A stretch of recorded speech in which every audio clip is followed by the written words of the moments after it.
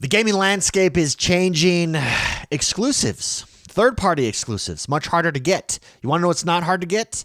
Game Pass exclusives from third-party. What does that mean? That means Xbox has the ability to go out and get these third-party exclusives and say, hey, why don't you come to Game Pass? And you want to know why, as a third-party developer, you're going to say yes to that? Because that means you can still be over on PlayStation at the regular price. You can still be everywhere else at the regular price. But you also get this massive boost by being on Game Pass. And that's the future. And Xbox has a massive advantage with this. There's a news story that dropped about Sony reportedly tried to stop Crimson Desert from launching on Xbox. This is the new RPG from Pearl Abyss. These are the same guys that did Black Desert Online. It looks really cool. In fact, we had this reaction video on the X1 Bros podcast to it when the trailer first dropped a few years ago. It looked that cool. And I think this is illustrative of the fact that we're living through this shift in gaming, that the old ways, they're going to die. And Xbox is leading and charging through with the new ways. Let's talk about what happened, or let's go over this news story rather, and talk about what happened with Sony and then tie it all together, put it in a bow, and wrap it up nicely on how this benefits Game Pass. Let's also go over, Xbox is dropping some new headphones, or has dropped some new headphones. I'm actually going to be ordering some tonight. And I want to tell you why I'm ordering these headphones, why I think you should order these headphones. This is not paid. I'm not advertised.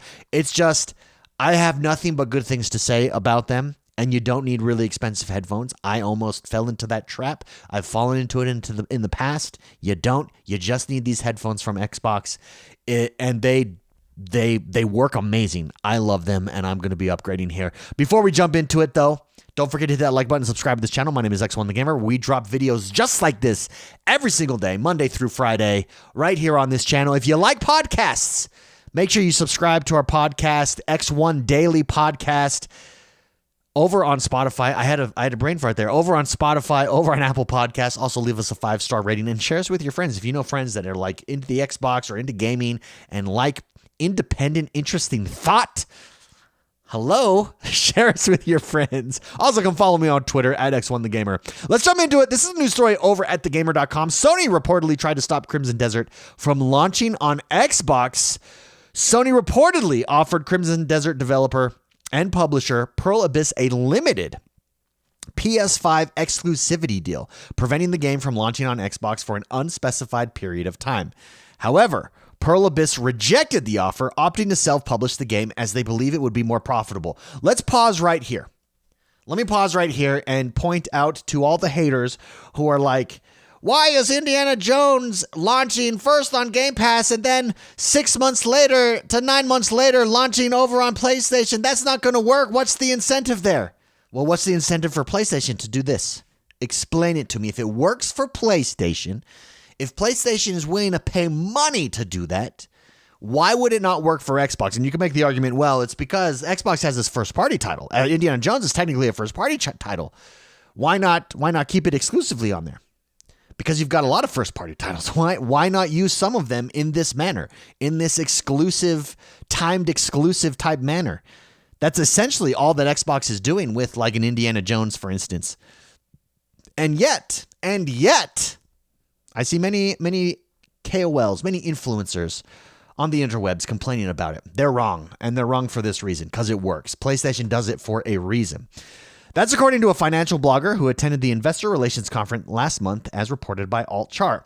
Sony also reportedly likened the game's atmosphere and story to its own first-party flagship, Ghost of Tsushima. Ooh, that's a compliment. Pearl Abyss, that's a compliment. While Pearl Abyss revealed that it was inspired by games like The Witcher 3, Assassin's Creed, Red Dead Redemption, and The Legend of Zelda. Dude, imagine if this game is all of those games combined. You get the world of Red Dead Redemption 2 with the side quests of The Witcher 3 and the sneaking around of Assassin's Creed and the exploration and building of The Legend of Zelda. You've got the ultimate game. Anyways, seemingly the newer Breath of the Wild and Tears of the Kingdom releases. It's an ambitious project, to say the least. All the trailers show that it's an ambitious project. If you've not seen Crimson Desert, go take a look at the trailer. It's beautiful, number one. It's sprawling, number two. And it's really ambitious, for sure. So much so that 5 years after being announced, we still don't have a concrete release date. Pearl Abyss also explained the logic behind using its own game engine instead of Unreal Engine 5 during the conference. It all comes down to the finer details. For instance, you behave differently depending on the time of day and temperature, i.e. your movement speed slowed down in the cold. These are more focused, granular changes it claims wouldn't be possible with the limitations of a commercial engine. Crimson Desert was also delayed in 2023 and Q2 2025, and Pearl Abyss clarified that this is because the team wanted to add new features to the open world. What these new features are, it didn't say, but it did highlight that interactivity with NPCs and environment was a big focus, which we can see in the reputation system and aforementioned finer details. It will launch sometime next year on PC, PS5, and Xbox Series X. So who cares? Who cares, you might say, that Sony tried to stop Crimson Desert launching on Xbox and that Pearl Abyss said no, that it could make more money being everywhere. Who cares? This is the trend. Like, why care about that? It's because this illustrates a trend. We know Square Enix is doing that. We know Xbox, just as a first-party studio, is doing that with select titles. We're in this new age of gaming where we've almost peaked as a console market. There's only so many consoles that you can get into houses. With technology, it's enabling you to take that game further, to be everywhere. There's multiple ways to play a game, whether that's on mobile, whether that's via the cloud, on PC, Xbox, PlayStation, or Nintendo.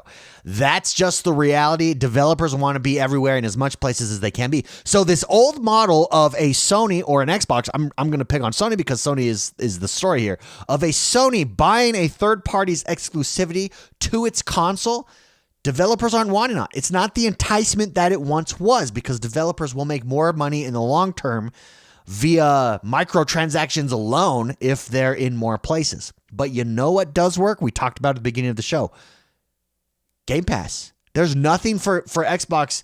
There's Crimson Desert would not say no to Game Pass buying it or paying for it to be on Game Pass. Like, whatever the incentive there, I don't know how it works, but getting Crimson Desert to be exclusive on Game Pass, what does that mean? That doesn't mean that you're exclusive. That just means you drop on Game Pass as a benefit to Xbox players, and while doing so, you're still eligible to be everywhere else. It is such a powerful bargaining chip in the business world, as a business model rather, in the gaming sphere.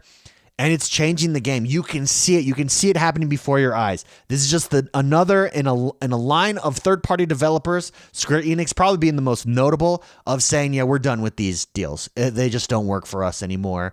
We need to be everywhere possibly that we can. And now, while Square Enix is saying that, guess what? Square Enix is dropping games on the regular over on Game Pass, because Game Pass doesn't prevent you from being everywhere. It's just an additional place for you to be. It's additional perk for Game Pass subscribers. And it's a good deal. I mean, it is what it is. And it's why I believe in Game Pass in the future.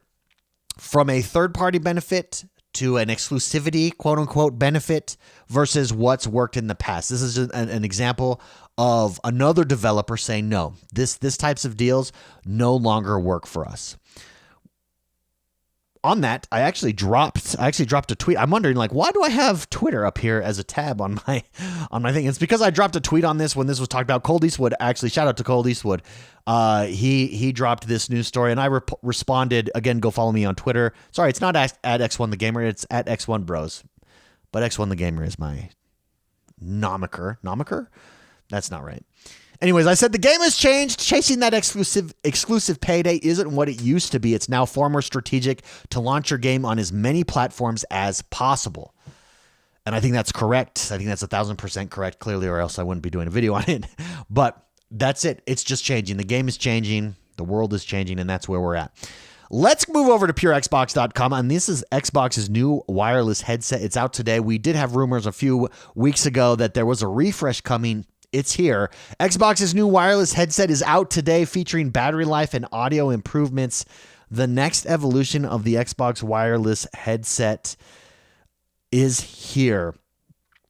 In an Xbox Wire blog post, Team Green reveals that the next evolution of its official headset launches today with a host of fresh improvements. The form factor is number one Sorry, no. The form factor is largely the same in this new unit, with the removal of any green accents being the biggest change we can spot. Internally, though, Microsoft has made more changes than we expected. Here are the headline improvements in this 2024 version. Number 1, improved battery life up to 20 hours of use. Here's the thing. I have the first generation of the Xbox wireless headset, and you can see here on my screen. In fact, let me go over to full... Where is my stream? There it is. Let me go over to full camera here so you guys can see it. You can see the green outer rings here. So it looks like the green accents are removed, which I don't mind. I think that's like a mature step up there. But up to 20 hours of use, I rarely have to charge these. These already have pretty good battery life. I've not noticed that they don't last that long, in other words. So the fact that we're getting improved battery life, fantastic. Microphone upgrade with enhanced auto mute and voice isolation. Now, this is definitely something that is needed. On this headset, if anybody else is in the room with you talking, everyone can hear it. Everyone can hear it. The microphone isolation is not the best. The microphone itself, however, sounds fantastic. I would put it up there with the Sennheiser ones that I have as well, which have top tier microphones. The microphone on this bad boy sounds really good. Dolby Atmos is included, delivering immersive spatial audio, and it has an updated design with the all black look. Now, it's $109.99 as opposed to the previous $99.99. That's what I paid for these. The question is, should you buy these? And, the other thing, you're getting updated Bluetooth. They didn't mention that here, but on the Pure Xbox, come on, we're getting updated Bluetooth as well. For the updated Bluetooth, the microphone upgrade, I'm picking up the next set because I love these bad boys. I was in the market for headphones, and I was looking at the Astros. I was looking at some Steel Series, the $400 Steel Series set, the $400 Astros wireless headset. My brother actually has those. And I watched a lot of reviews. I ended up deciding, hey, these are only $99. I'll jump in. I'll grab them. If they don't work, at least I'll know, and then I can talk about it. I can talk about it here on this YouTube channel. But I love them. I have been surprised. I am glad that I did not pay for top tier, really expensive headphones. I feel like I'm not missing anything. These are really comfortable. The sound is fantastic. The way it handles chat, it just built in functionality with your Xbox. There's no dongles that I have to mess with or anything like that. I absolutely love them. And so, yes, I am going to be definitely upgrading to these bad boys. Let's actually go over to the Xbox Wire post here and see did they show anything else off here. Here they are. Here's a short video just going around. You can see the microphone looks like it's a little bit longer, by the way, than the first generation that I have. Now, the button on the back is still green, but the green accent is gone. Other than that, you wouldn't really be able to tell that they're any different of a headset. But again, highly recommend them. The fact that Dolby Atmos comes included with them and it just links seamlessly to your Xbox. If you're in the market for wireless headsets, at least based off of Generation 1, it's worth getting. I think it's worth every penny, and it beats getting really expensive headphones. That's where I'm at, though. I would love to know if you guys have experienced these, what headphones you do use. Let me know in the comments below. I always like external hardware. For instance, these headphones are open back. I would love open back wireless. They're impossible. You can't find them. You can only get wired open back. And open back is amazing, by the way. Especially, I played Red Dead Redemption with open back headphones. And let me tell you, any immersive world with open back headphones, it feels like the world is in your room. And sometimes you're like, I can't. Is this the game, or is this someone? Is there a bird in my room? What is happening here? Because open back headphones, for those of you that don't know, don't close off. So streamers use them, people that make videos, because you can hear yourself talk. But they're really nice. But these are not open back. These are closed back. But would love to know what headphones you guys use. Let me know in the comments below. Or if you plan on getting these, let me know. Or if you agree with my assessment, my review of the Generation 1 of the Xbox wireless headset, let me know in the comments below. That's going to do us for today, everybody. Thank you very much for tuning in and hanging out again. Don't forget to hit that like button, subscribe to this channel. Follow me on Twitter. X1Bros, ONEBROS is my Twitter tag. I had that wrong, my Twitter handle. And we'll see you guys next time. Have a great rest of your day. Bye-bye.